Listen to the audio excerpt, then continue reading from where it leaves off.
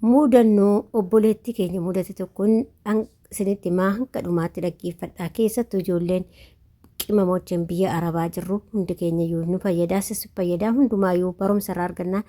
Akkasuma immoo ijoolleen haarawaa dhuftan sirriitti dhaggeeffadhaa si fayyadaa jechuudha. Egaa ashamaa akkam jirtu hordoftoota kabajamtoota koo nagaa keessanii ani nagaa kootti galata waaqayyoo. Isiniin jechaa isinillee bakka nagaa taatanii akkasuma warri mana kanaaf haarawaa taatan immoo sabskraayibii gochuun maamila ta'aa isiniin jechuun jaaladha. Egaa kattaasuudhaanii muudannoo obboleettii keenya tokkoon waa xiqqoo isinii qoodaa dhaggeeffadhaa. Waa irraa barattu jedheen. Egaa obboleettiin keenya tokko akkuma nama kamiyyuu nan dalagadha jettee biyya Saawud Arabiyaa turte. Biyya Saawud Arabiyaa kana waggaa dheeraa turte jechuudha. Xiqqaate waggaa 10dha kan isheen turte. Waggaa 10 kana keessatti immoo mucayyoon kun guyyaa takka galtee hin beektu.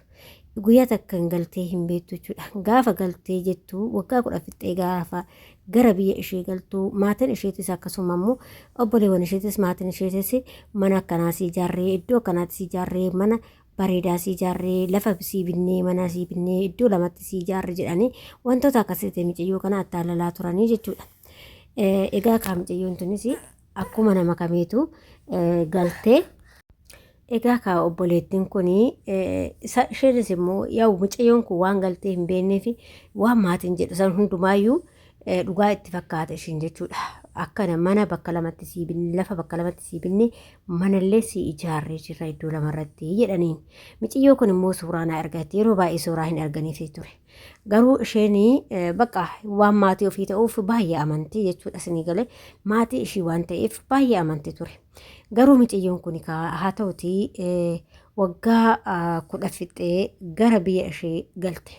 Mucayyoon kun galteetis immoo akka carraa ta'ee mucayyoo kana yaa'u hiriyaa kan ishee asitti haasa'aa wajjin baate osoo hin taane nama isheen hin jannajjanne yookiin immoo kan ishee duraan waliin beeknetu mucayyoo kana akka carraa ta'ee bute jechuudha. Kazaa mucayyoon kun gaafa ishee butanii jedhanii mucayyoon kun immoo qabeenya koo eessaa jettee gaafa maatiitti himtu qabeenyi kee hin jiru. Qabeenyi kee kan jiru immoo bakka takka qofaa ishiidha yommuu mana wayii akka waan mana xiqqoo wayii bakka akkuma hin jiraame mana waan hin daballe wayii irratti ijaarramteerti jechuudha. Bakka takkaadha kan ishiidhaa bitame jechuudha. Kanaan boodatti qarshii isheen qabduu fi wanta isheen qabdu tokko hin jiru jechuudha. Isinii galee mucayyoon kun baay'ee ofitti maarrarti hirditti bakka waa hunduma isaa obsitee waa hunda keessa dabartee dhugaa dubbachuu fi waan baay'eedha kan isheen keessa darbaa turte. Kana hunda keessa dabartee waggaa 10 jechuun baay'ee ulfaataadha hin beektanii waggaa birrii waggaa 10 jechuun waan barbaade namaa godha jechuudha. Kanaaf mucayyoon kun mana isheetitti namne qabeenya isheetitti namne mucayyoon kun qabeenya kana keessumaa galte jechuudha. Bakka si jammaru oguma ishiin jettuyyuu kanaayyuu yoo barbaadne sitti hin kenninu jedhuun isinii galte kama isheen manuma akka waan lafa wayii bitanii mana wayii irratti ijaarrasaniyyuu si hin kenninu. Yeroo isheen biyya jirtu san immoo bakka lamatti sii binnee sii ijaarre jechaanii turan jechuudha. Isinii galte garuu gaafa ishee suuraa ergaa jettuun hin didu jechuudha. Innaa mucayyoon kun akkasitti attaallalamtee waggaa kana hunda attaallalamtee irraa birrii ishii fixanii dhaggeeffadha. Maatiidha kan akkana godhu malee nama biraati miti maatii isheeti. Birrii kana akkana godhanii kaanii mucayyoo kana ammoo ammallee baajata ishii kan hafe tanaayyuu kennuudhaaf hedduu doorsisaanii jiru jechuudha. Hedduu doorsisaa yeroo jiraniin kana mucayyoon kun akkuma taate mucayyoon kun abbaa walitti dhuftee nama ishee butesaa waliin kaatee seera wayii akka waan xiqqoo wayii godhaniif seera xiqqoo wayii godhaniif kazaa mucayyoon kun immoo akka carraa ta'ee hin deessee kaatee mucayyoon kun erga deessee immoo akkamittiin taa'a akkamittiin qabeenya kiyya dhabee wanta akkan godhanne mana namaa keessan taa'a ammaan boodan kiraa taa'a waggaa kana hunda hojjedhe jettee mucayyoon kun erga deessee kaatee gara biyya Arabaa dhufte jechuudha. Kara biyya Arabaa dhuftee amma erga dhuftee reef ji'a xiqqoo tana takka keessa jirti jechuudha. Ji'a ayyuun guunne waanuma muraasa keessa jirti jechuudha. Mucayyoon kun erga biyyaa baate maaltiin jechuu barbaade muudannoo mucayyoo kana mudate yookiin wanni taatee mucayyoo kaarratti ijoollee baay'ee irratti ta'aa jira jechuudha.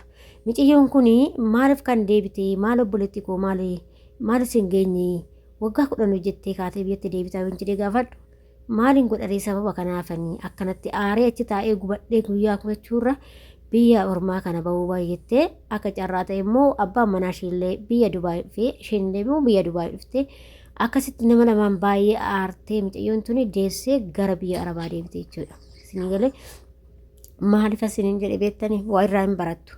Obboleewwan koo ishee mana madaamii jirtu ishee akka anaas bara madaamii keessa hojjettu yaa obboleettii koo keessattuu ijoollee haaraa dhuftan yoo isinii ta'uu baate maatuma keessa irratti amantanii dhiisinaa. Maatiin tokko gaarii jira, maatiin tokko badaatu jira.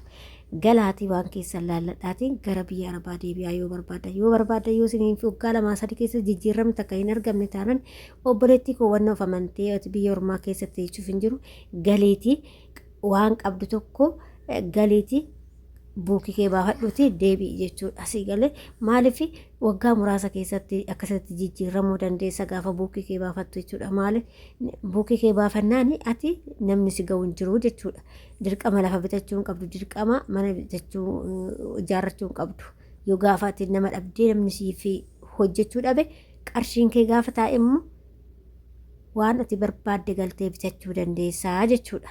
Isin galee kanaaf ani kanan isin gorsuu barbaade walumaa galatti namni waggaa 2 teechanii 8 teechanii jijjiiramni jira taane karaa biyyaa keessan galaatii waan ammas hin jedhe kana buukee keessan baafadhaa deebi'aati buukee keessatti galfadhaa. Maaliif sababni isaas akka micayyuu kana akka hin taane jechuudha. Micayyoon kun waggaa 10 guutuu osoo hin galin turte har'a kan ishiin immoo deebitee ammallee takka jettee biyya ormaatti deebite jechuudha. Inni garee maatiin ishii balleessanii maatiin ishii mana si ijaarre akkasii goone iddoo meeqatti akkas jedhanii si attaallalanii micayootana dafqa ishii nyaachaa ba'anii jechuudha. Isin galte ilma namaa kamiyyuu namaniin haadha isaa ta'u abbaa isaa ta'u obboleessa isaa ta'u jechuudha. Baay'ee ulfaata namni gaarii badaan hin jirammoo beeka. Bakka kanatti haati badduun sin jirti, haati gaariin sin jirti, abbaa badaan sin jira, abbaa gaariin sin jira jechuudha. Obboleessi gaariin sin jira, obboleetti gaariin sin jirti. Ilmi namaa tokko miti sammuun ilma namaa kun garaagara hundaatu jechuudha. Isin galee kanaaf yaa obboleettii kiyya atillee galeeti dafqa keenya namni hunduu dafqa keenya nyaachuu barbaada malee nuyi akka waa godhannu hin barbaadu ilmi namaa kamiyyuu jechuudha. Maaliif sirraa fayyadamuu malee si faayidaa si kennuu hin jiru jechuudha. Kanaaf akka obboleettii keenyaan ta'inaati namoonni akkasiin jedhe kana taa'aa jirtanii galaa buukii keessan baafadhaati. Buukii keessan baafattanii mana galtanii bitachuu dandeessu. Waan barbaade bitachuu dandeessa jechuudha. Gaafa galtee birrii kee qabaannan si galtee obboleettii koo akkasiidha. Kan obboleettii keenya mudate kan immoo waaqayyo isin irraa qabu. Akkasumas waa maatii akkanaattis waaqayyo isin irraa qabu. Ani ishii mudate isin hin mudatinii. Hunduma keenyaa jechuudha. Baay'ee ulfaata ijoollee baay'eedhaan kan akkatti cinqamaa jiran kan hin baastanii himattan malee baasee ilmi namaa himatu malee ijoollee baay'eedhaan fakkeenyaaf ijoollee arge jechuudha. Karaa tokko keetiin kan na gaafachaa jiru karaa ijoollee baay'eedha jechuudha. Dhugaa dubbachuu fi waggaa ganaa taa'e maal laawayya maalidha malli naa mali waan akkasii kan naan jedhanii keessa na gaafatan ijoollee hedduudha bakka ani viidiyoo masaatii hojjedhu dhabe malee jechuudha. Dhugaa isin jedha maali edaa ijoolleen teenya baasanii hin himatanii rakkina baay'ee keessa jira jechuudha beeka. Nuti immoo ijoollee shamarran biyya Arabaa baay'ee waan baay'ee baasnee himachuu hin qaanoonas bakka obsineetuma waa dhukkubbii keenyas ta'ee miidhama keenya ta'ee hunda isaatu obsinee dabarsina jechuudha. Kuni ta'uun qabu immoo nurratti ba'aa ta'ee hafa waan ta'eef. Kanaaf gosin hin taane karaa biyya keessanii garaa buukii keessan baafadha. Jijjiiramni waggaa 2-3 keessatti hin jiru taanan jechuudha. Obboleettii koo waa abdattee hin taa'in gaafasan jechuudha. Innaa maatiin gaarii badaanis hin jira waan ta'eef namoonni immoo maatiin mana ijaaranii lafoota bakka adda addaatti bitanii nama eegan hedduutu jira. Rabbi kasii qabeenya keetirrattuu kan sii dabaluu barbaadan baay'eetu jira jechuudha. Maatii akkasiittis argee jiraanii mataa kiyyaanii jechuudha. Innaa akkasii kanaaf of eeggannoo guddaa godhaa. Muudannoon obboleettii keenya mudate akkasiin hin mudanne.